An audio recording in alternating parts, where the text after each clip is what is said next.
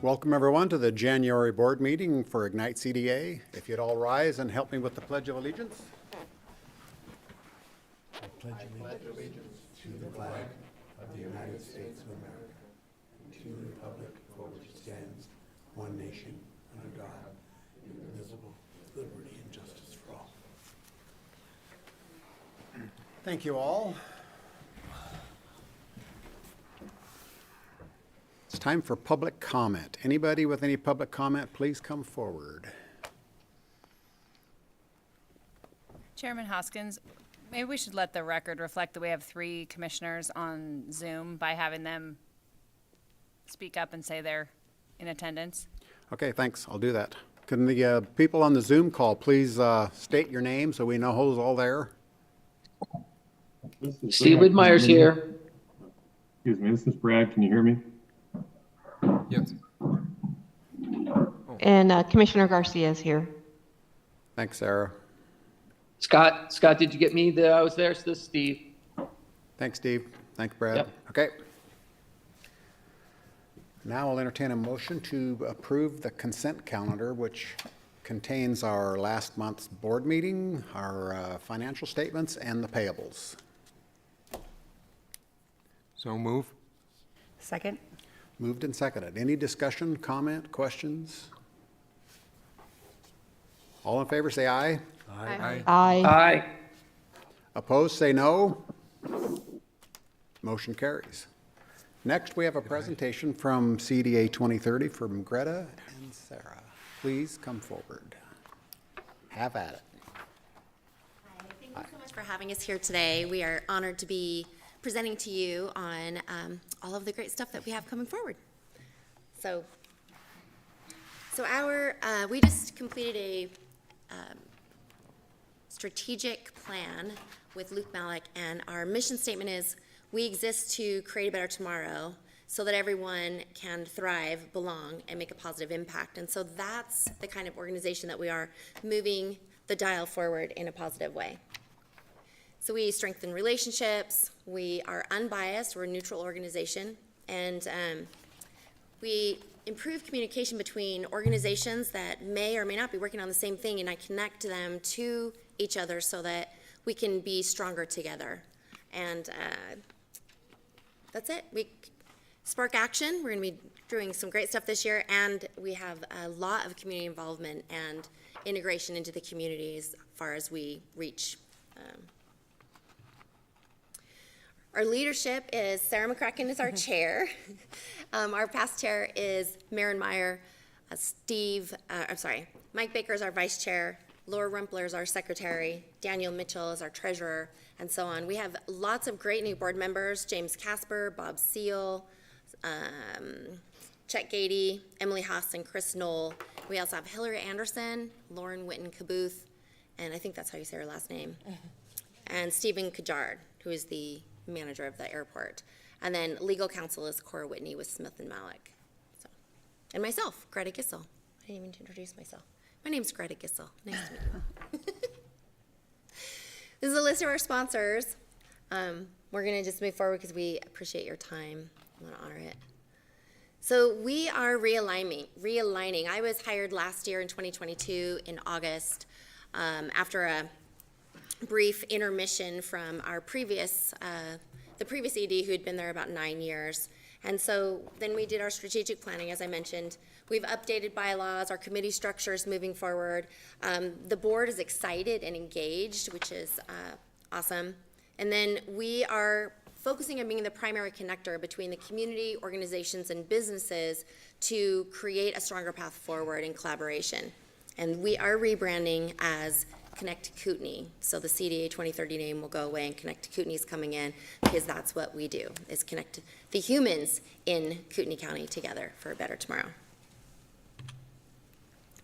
Our priority projects for this year primarily is housing. The housing issue, as you know, is a large problem that we have in our community as far as people being able to live here in the places that they work. And so our focus is creating local worker housing moving forward. We will conduct another rental survey. We did one last year, We will do another one this year that mirrors it so we can compare the two surveys together. And we'll focus on collaborating with regional partners to tackle housing initiatives moving forward. There's a lot of momentum in this that's come forward. Sarah, did you have anything you want to add to that? Yeah, well, we did our rental survey last May, and that was pretty successful. We had over 5,000 units that we talked to the property managers on, analyzed vacancy rates, kind of that side of it. And then we did on the renter side, how much has your rent increased? How is it affordable compared to what you earn? How many people are living in the household? Some of those things. We were actually pretty surprised with the turnout on both sides of that. And I think it was, you know, kind of showing, we worked with the Regional Growth Housing Issues Partnership to do that. And then we had just a really good turnout on the responses, and we'd like to kind of index that. It's a point in time, you know, and so that target moves, and we'd like to maybe see how it does this year and do the same thing forward. And part of that relationship with that group, as they're phasing out of being a standalone group, we're going to kind of pull them under our wing and continue the efforts. We've been working on pieces of it together, but we'll be, you know, the coordinator of those meetings going forward between the working group and the larger advisory group, and kind of making sure that that momentum keeps going. And if, you know, there were things that came up and we had more funding for particular projects, we may over time add staff in that capacity. But we will be continuing to host that work. Yeah. So, yeah. Lake Health, as we all know, our gem of gems, Lake Coeur d'Alene, definitely needs a boost in so many different ways. But with the collaboration that's already existing and all of the studies that have come forth from that, we want to continue to work on and help facilitate work on the lake and its health and create a healthier lake moving forward. Yeah. And then I guess other things on here that we will continue to do, you know, related to education, we've always kind of had little projects within there that come and go. And then revitalization of East Sherman. That kind of went away a little bit in the beginning of COVID, just in the interest level and the businesses, you know, capacity to have interest in really doing much there. But we do have a new board member that has a business on East Sherman, and we've had some people asking about it. So we want to kind of pick that project back up and see if it's, you know, viable to maybe do a business district down there or a little association of East Sherman businesses to help.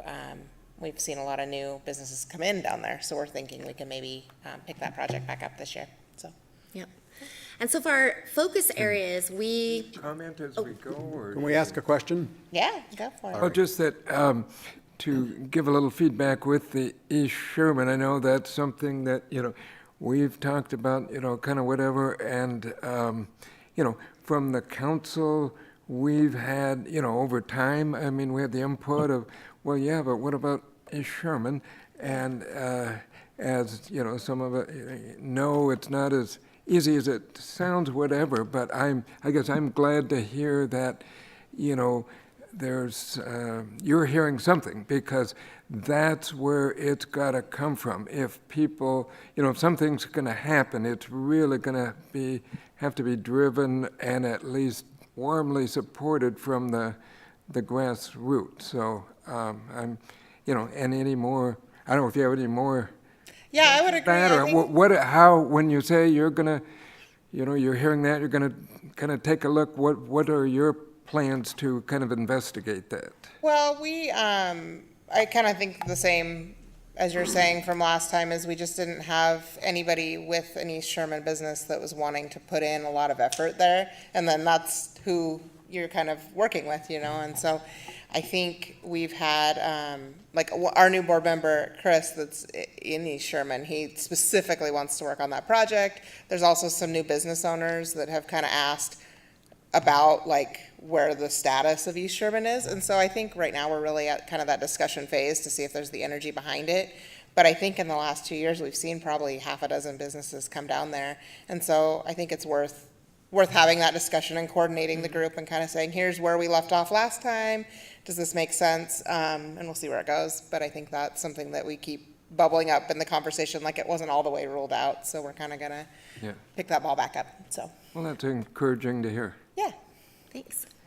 Partner synergy meetings we are going to create committees that align with each of our 6 focus areas. And those committees will work within their focus area in the implementation plan, and then find actions that they can move to fruition with an end date so that we can have a deliverable for the community of this is what you wanted, this is what we're doing to fulfill that, and this is when we think we'll be able to get it done.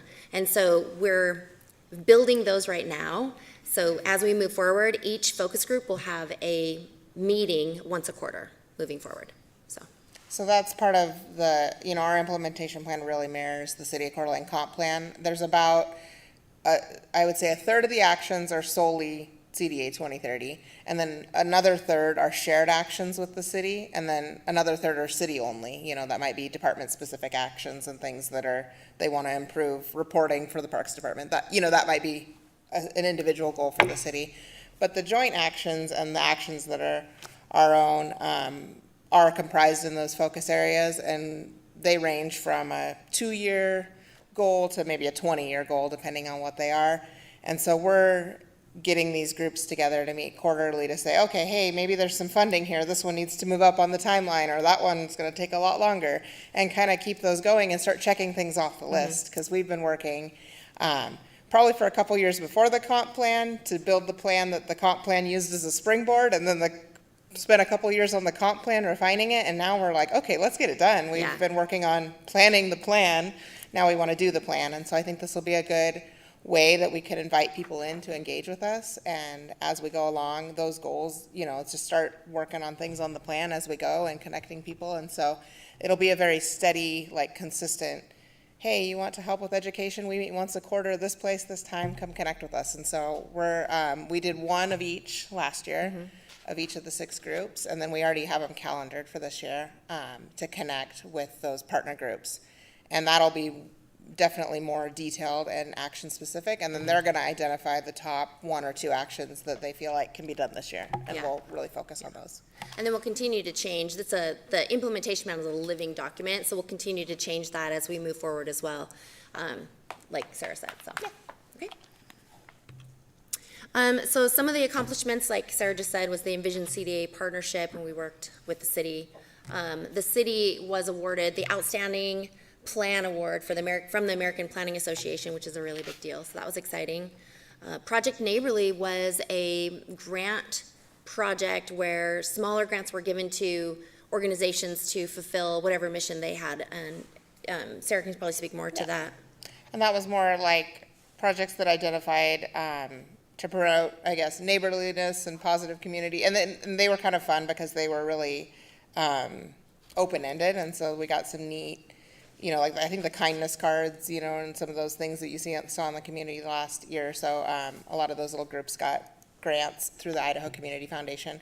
We helped promote the grant process and helped, help people with getting grants. We didn't actually fund those ourselves, but we've talked about, they did it in southern Idaho, and we were kind of piloting it up here, and we've talked about potentially continuing that forward if we had a donor that would do the matching grants on that. So we already talked about the housing survey and then our support of the RHGIP initiative moving forward. So this is the RHGIP. This is the volunteer committees, the reporting partners, the working group, and the advisory group that we'll be working with moving forward. So everything will shift a little bit, only in the structure of how we do meetings and things like that moving forward, but the mission stays the same, and we'll continue to build on the toolkit that's already available on the RHGIP website of things that, builder incentives and lease agreements and other things like that moving forward, so. Yeah, and this was in your packet since it is kind of small up here, but if you also, some of the things that will change with this group going away and kind of coming underneath us, there's a couple that'll end up being either with Panhandle Affordable Housing Alliance is going to take a couple things off there, and then Home Share of Kootenai County became its own nonprofit out of the work they've done over the last 2 years, and I think just last month they got their 501c3. So we're taking on more of that kind of broader coordination of groups and updating the community on where we're at with housing initiatives, but some of the things that are more programmatic, like Home Share, made sense to be their own nonprofit and was something that came out of that. So we can see if more things come up, how what our capacity is, but we're definitely working with other groups too. So. Yep. So, and I think lake education is such a thing a lot of people know about, but that there was it's on the next slide. The series, doesn't name it specifically. What's the name of the group? Well, there's the RGM speaker series that we've been working with for the last couple years and putting out little, articles in the press and those sorts of things, educating people on the health of the lake, what, native plants, all these are some examples of different ones they've put out, but we've been working and we'll continue to work with that group. So as they do have funding within Lake Health, promoting those projects, promoting community awareness, all are gonna just continue to be important. I think it was the National Academy of Sciences that came together and did a big event in November. Yeah, and we helped. And we helped with that, yeah. And we helped with their articles in the newspaper and stuff. This is what we just talked about with the, working with the city last year, 2 years, right? It was like 27 months. 27 months. So 81 Coeur d'Alene 2030 actions and 54 joint actions there. And then this is, so we have 134 actions, 46 objectives, 19 goals, and one focus is our community and creating a better tomorrow. So, and then I'm going to play this video. Let's see if I can do this. CDA 2030 is a community-based project organized to create a bright future for the greater Coeur d'Alene area. My vision of Coeur d'Alene in 2030 is to have my grandkids have a place to live, work, and play. My vision of Coeur d'Alene in 2030 is Coeur d'Alene will be a state leader supporting kindergarten through third grade literacy efforts. My vision of Coeur d'Alene in 2030 is a diverse, thriving economy. My vision of Coeur d'Alene in 2030 is affordable childcare. My vision of Coeur d'Alene in 2030 is more job growth. My vision of Coeur d'Alene in 2030 is affordable housing.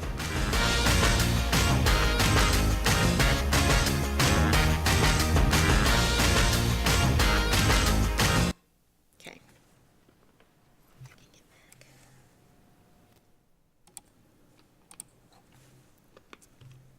All right, so our alignment with Ignite is that our mission and vision are very, very similar. Previous partnerships we had are the Atlas Waterfront. We had a organization representation for CDA 2030, facilitated some community engagement, the health corridor. If that ever comes back to we're moving this forward, we'd love to be partnering in that as well as in any way that we can as far as moving things forward. And then the Performing Arts Center feasibility study, we did some of that. And then moving forward, of course, housing, as we've said, and then the goals and objectives and actions in our implementation plan. Do you have anything you want to add? So this is on your website, Igniting a Community. Something remarkable happens when people unite around shared interests. Visions align, ideas take shape, communities thrive. As the city's urban renewal agency, we want what you want: healthier neighborhoods, more attractive public spaces, a strong local economy, quality jobs and housing for everyone. And we support key redevelopment projects to help make sure those things happen, ultimately providing even more reasons to love living here. We build this to create a better tomorrow, to ensure that everyone has the opportunity to belong, thrive, and create a positive impact. So your statement in that is what we do in our organization. So I just wanted to reiterate that for you. So we want to know, moving forward, what priorities Ignite CDA has and how we can help move those priorities forward and achieve your goals. And we can certainly table that for a discussion later. So, do you have any questions? Comments, or? Yeah. Well, I think our priorities are pretty much listed on our yearly plan and stuff that we'll be stating here pretty soon. Our annual plan. We'll be discussing those in the annual report here next on the agenda. Yep. It was well thought out. You did a good job. Okay, thanks. Quick question, Sarah, as you know, housing comes up to us and to Planning Commission, and I'm sure to all the other planning and zoning commissions in the county. Did I see that there are going to be periodic updates to the needs assessment? Or is that The housing, the original study that they did? Yeah, I thought there was reference That to it. one, well, it's a little different, I think, Okay. the take on it they're doing. So the one we did was more of a rental study, and we did the whole part of that. The other one was done with U of I, and we are gonna help a little bit with, Yeah, PAHA and CDA EDC are putting together a study to look at employers and the jobs that are available and the wages that they serve and applications that have been received and maybe not accepted, or positions that have been, what's the word I'm looking for? Given, or they've accepted, here's the position, we'd like for you to take this position, and they say, no, I'm sorry, we can't move there because we're not gonna be able to afford the housing. And so that's what they're trying to look at. And don't want to step out of turn. I know that CDADC and PAHA are working on that right now, and I think they're figuring out what they're going to do moving forward. So that was just something that I had heard. I'm not sure that's exactly what they're doing. Just want to throw that out. So. but they're doing some of those pieces that original study didn't address. I guess Olivia might know a little bit too. My understanding is they're kind of taking a couple of those pieces that didn't really have a lot of depth in them and digging into that a little more. I don't know about redoing a lot of that study, and we felt like for sure the rental survey we want to do again, and then as they are like coordinating with us, and Lauren's on our board to see if there's a piece where we need to jump in, and it would be nice to get some kind of regular metrics on some of those, because even now that survey's already dated because it's 3 years old and there's been a lot of changes in 3 years. So this is kind of new to come underneath us, and I think some of those things might be good spots for us, is to kind of find okay, that's something we could track, and tracking that'll show improvement. And I do think, we get this a lot on the planning commission, and one conversation we've had at our board level is, wait, maybe we should track how many units, one of those surveys had how many units are needed, to fill the current demand. Well, we approve stuff all the time at the planning commission, but it might be built 3 years from now, and so is it helping the problem now or not? And maybe looking at the completed units as well and tracking how much of a difference we're making towards that goal. So I think there's some spots for us, but we don't know exactly where that fits just yet. Okay, thanks. Thank you for that. So I see a lot of value in CDA 2030 as in part of the beginning. So, but I do want to know how many of the action items actually fall within the existing districts, and especially now that you guys are going countywide.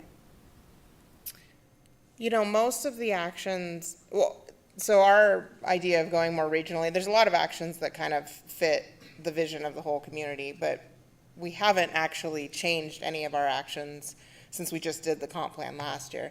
So I would say almost all of them fall within Coeur d'Alene at the moment, and some, just because they are more broad, will fit other areas. And then as we start to collaborate with the outside areas, we may either broaden or add new actions. But at this point, we're still at the point of the plan we just finished. So I would say, if they don't fall within it, they fall just a little broader, on that side. But they're all pretty much exactly how the envision plan was, because that was just completed in 22. Yeah. So. Thanks. It's just we recognize long-term that people are, all these municipalities together share a lot of the same goals, and we want to include more people in to get those accomplished. And so I don't think they're really not, I would say there's very few that wouldn't fall within what's already existing. Yeah. So. Any questions from the commissioners on the Zoom call? No questions for me. No, I'm good too. Yeah, I'm okay, thank you. All right. Great. Thank you very much. All right. Thank you. Next up is the 2022 draft annual report. Thank you, Mr. Chairman. I'll wait till the screen clears here and I can pop up the annual report icon.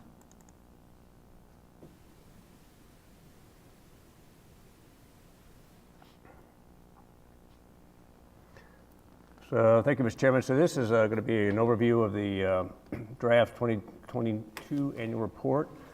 As you recall, Back in 2011, the urban renewal statutes were changed that now required urban renewal agency to accept public comment at their annual report prior to submittal to City Council.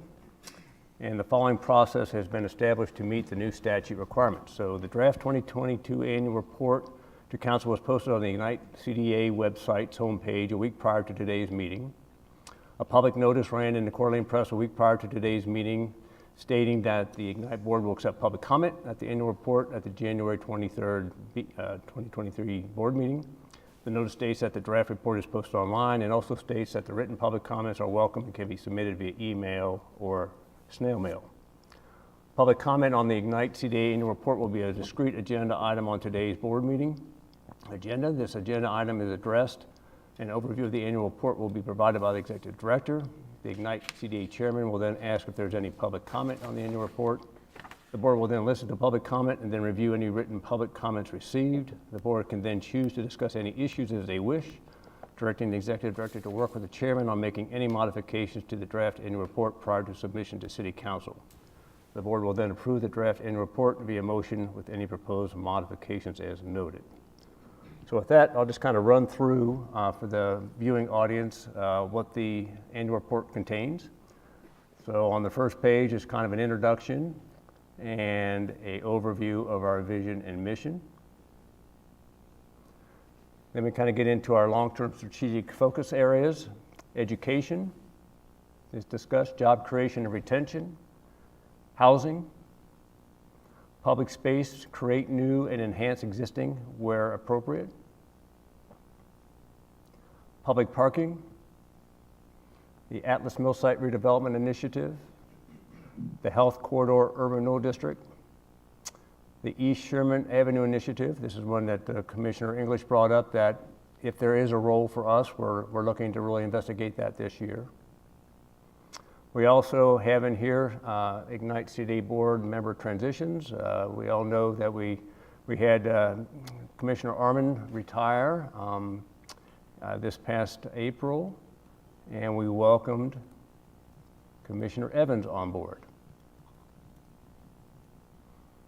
We give a listing of the Ignite CD Board members, leadership and members. We talk about the Lake District closure. This is our first district that we closed after 24 years. It's a very successful district. And then we give updates on certain initiatives, the Health Corridor District, property divestitures and transfers, the Atlas Mill Site Project, the Four Corner Master Plan, the Midtown Placemaking Initiative, La Crosse Avenue Roadway Extension, Sherman Square Rotary Centennial Park, Museum of North Idaho Site Development, the City of Coeur d'Alene projects in the Lake District that we're closing out. We talk about the Riverstone projects that are ongoing. We talk about our wonderful relationship we have with the Downtown Association that has now passed since the Lake District is closed.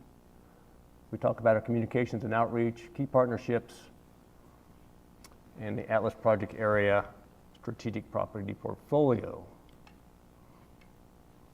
We have some exhibits in the report listing our key agency partnership projects by district. There's a long list for the Lake District.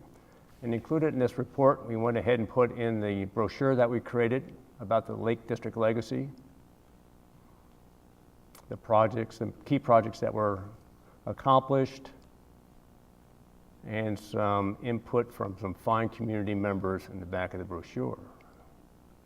And we talked about the projects in the River District, Atlas District, and Health Corridor District. We also provide a summary of our Lake District strategic property portfolio, which is just really down to one area now, Area 13 in the Atlas District. We kind of give an overview of what the Atlas project looks like, where the different areas are, and the different districts that they are contained in on this graphic. And finally, we give our audited financial statements for the fiscal year 2022. So that's an overview of the report. We did not receive any public comment via mail, so if you would like to open the public process here for input. And I do now open the floor for public comment as it relates to our Annual report.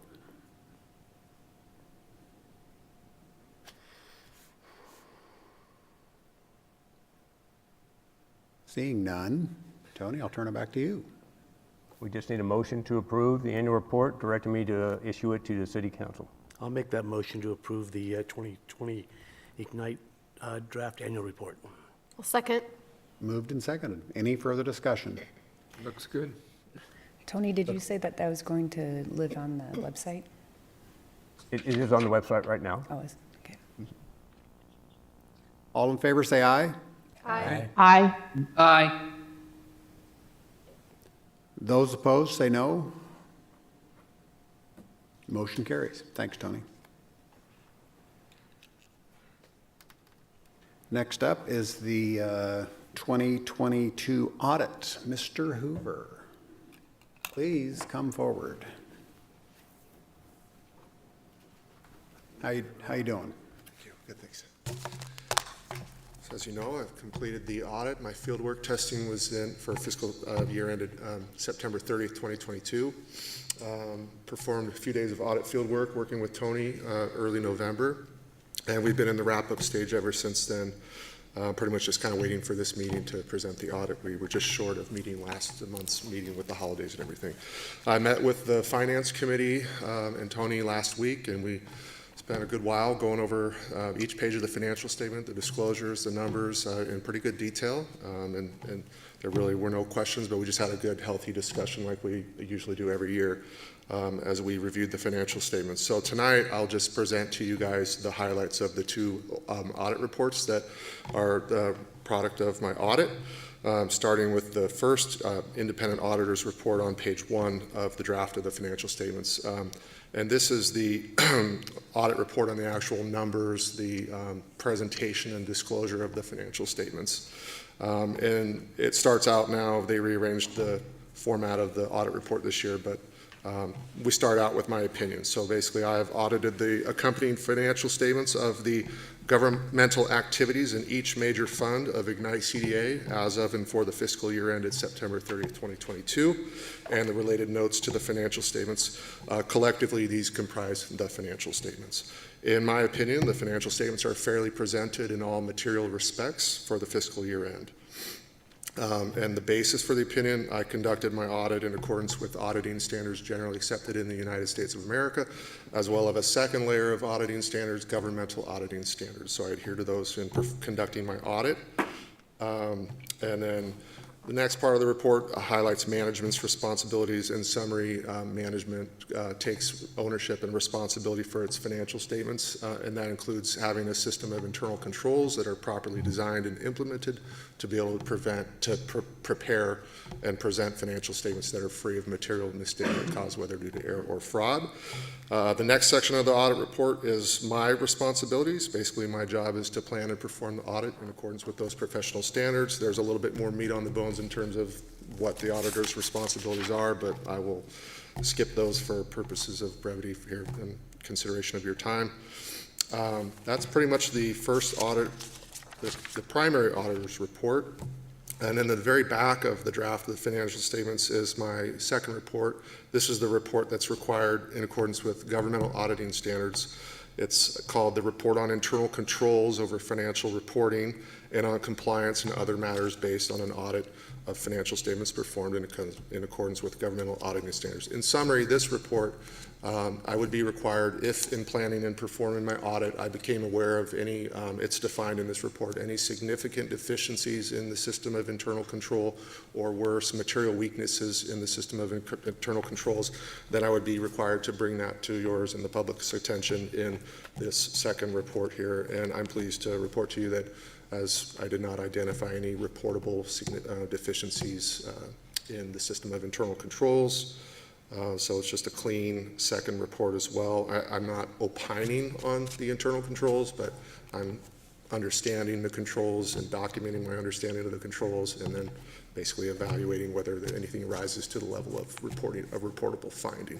There's also an aspect of compliance in a governmental audit. So I perform tests of compliance with respect to Ignite. That's pretty straightforward. Is the agency properly following budgeting procedures and other minor compliance aspects in a governmental audit, but I did not find any issues with non-compliance either. So that pretty much covers both audit reports, and unless there are any other questions, I will.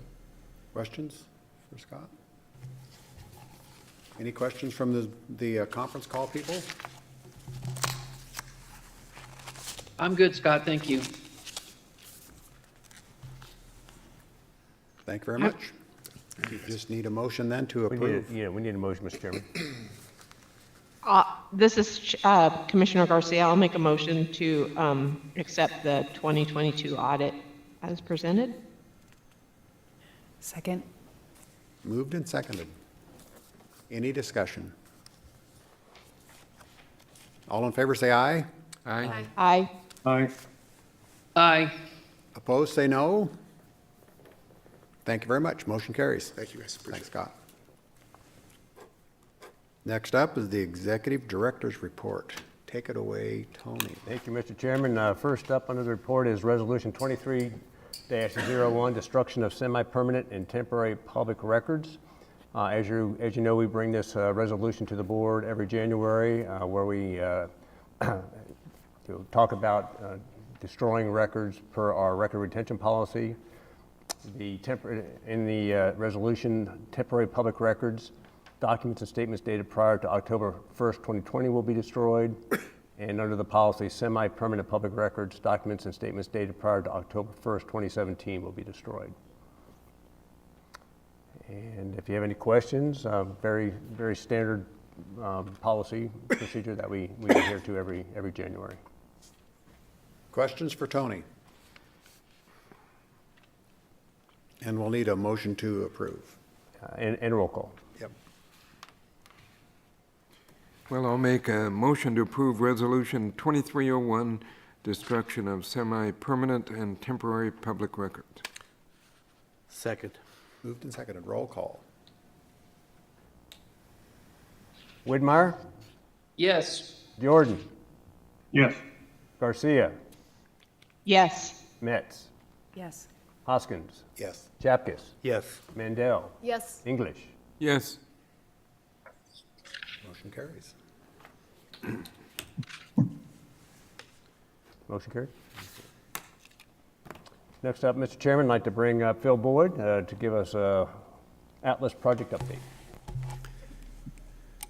Welcome, Phil. Thank you, Chairman Hoskins, and glad to be here, board members. It'll be a pretty short update.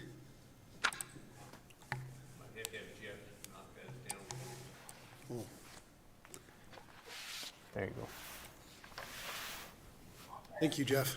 Okay, so there's only two topics to cover tonight, and glad to take questions as I move along. The Atlas, just a general update on the project progress, and the Phase 3 development progression. The Phase 2 progress, not a ton of activity going on out there because of the weather conditions. The Phase 2B sewer, which is the area up on the top, it's about 90% complete. The 2A water system punch list, adjustments of meter boxes and things like that, that should be complete this week. And then the contractor will start on the 2B water utility work up on the top part of the project as well next Monday. And then the contractor's taking advantage of some of the weather that was pretty good here, that they're starting to work on some of the 2A irrigation work over on Lumber Lane. So little bits and pieces of work happening. The 2B project, around June, we should be completely done up on the top. This does not include Phase 3, just the 2B project up on the top.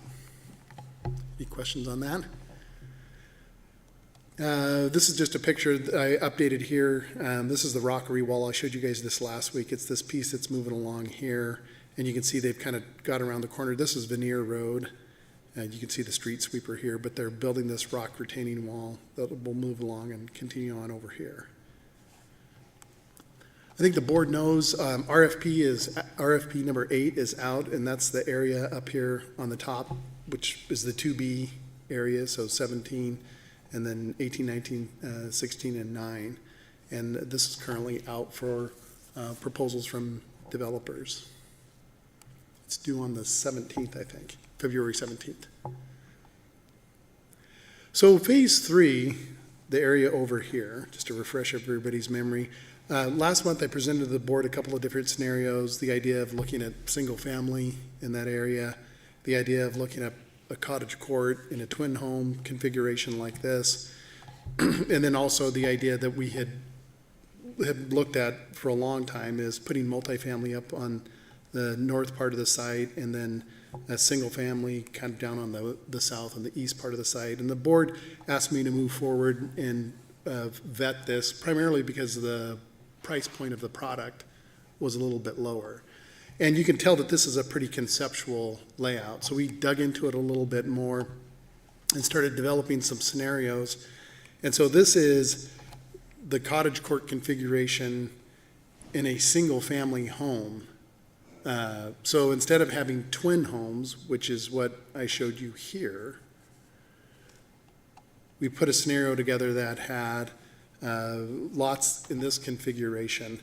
As we started to put this together and review it with the team, our real estate advisor team, Heartland, and with Hillary Patterson as well, the observation on the value of these lots started to come into question. Is this really the best configuration? Because Celtice Way is here, and the whole idea of a cottage court is that your front door is, out onto the green area here, out onto the cottage area. They're alley-loaded product.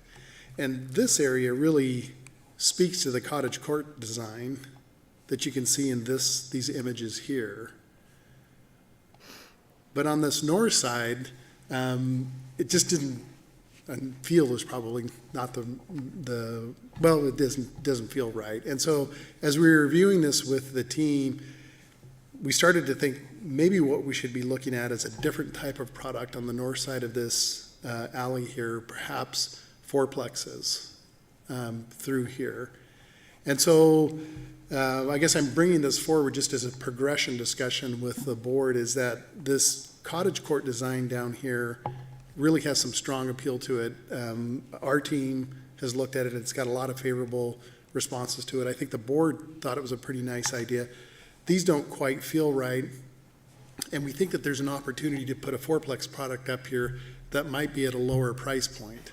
So it starts to span that, perhaps bridge that gap we've talked about in the past about the price point of the product here. So I'll just pause just for a second to see if the board has any immediately reaction to that. Excuse me. That's good. I think it makes sense. Yep. It's a good direction, I think. Okay, well, Mr. Chairman, Steve Whitmire. Go ahead, Steve.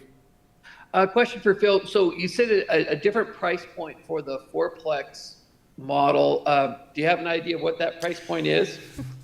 Not yet, and partly just because as we've been reviewing this, we need to go through and start laying out the fourplexes in here, which you can see that isn't done yet, and then we'll start to back into that price point and see what that looks like, and then we'll bring back. We actually intend to bring back you guys three options. The option with the fourplexes up here, this option, which is single family homes in this configuration. And then you could just barely see the change in here. So you can see the lot, these lots are 40 feet wide. These lots are 35 feet wide. We pick up 6 more lots, and that would be the twin home configuration where the homes look like this, where they're duplex but privately owned. So anyway, that's kind of the objective that we're headed towards. But no, Commissioner Whitmire, we don't have a price point on the fourplexes yet. And it could be that there might be fourplexes or sixplexes or threeplexes, just a combination of product that doesn't result in the backyard facing Celtice Way. If you can envision well, in fact, it would be kind of a permutation like this, where you can see that the backyards would even open up on a green area. It wouldn't be this intense, because this is really intense multifamily product here. It would be a lighter version of this, but where the green spaces are more courtyard-like. And so instead of your backyard facing out on Celtice Way, your backyard would be a little more, you'd be looking at a neighbor instead of the traffic. So when we're saying duplex, fourplex, sixplex, a lot of people think of a rental product, but you're saying that this would be an owned product.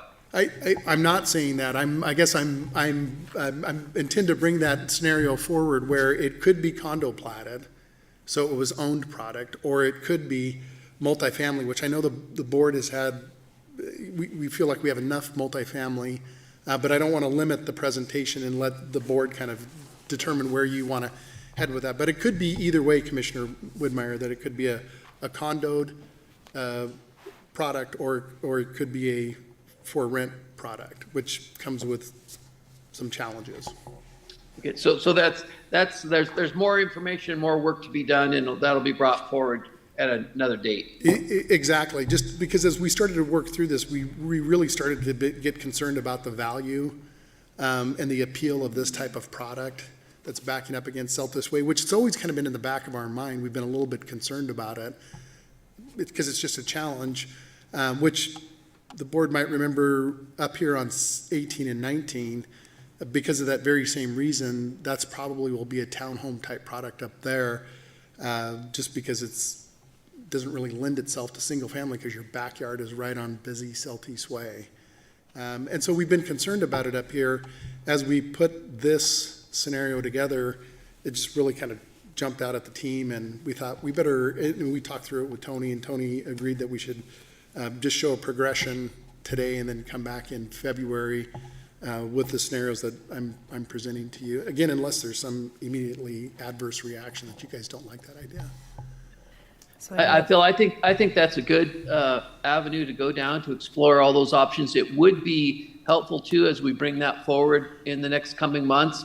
I'm the kind of guy I like to see where it pictures of it, right? Places that these things where these have been built and how successful they've been and how they look. Okay. Yep. We'll do that. And our intention also would be when there's a bunch of numbers with it.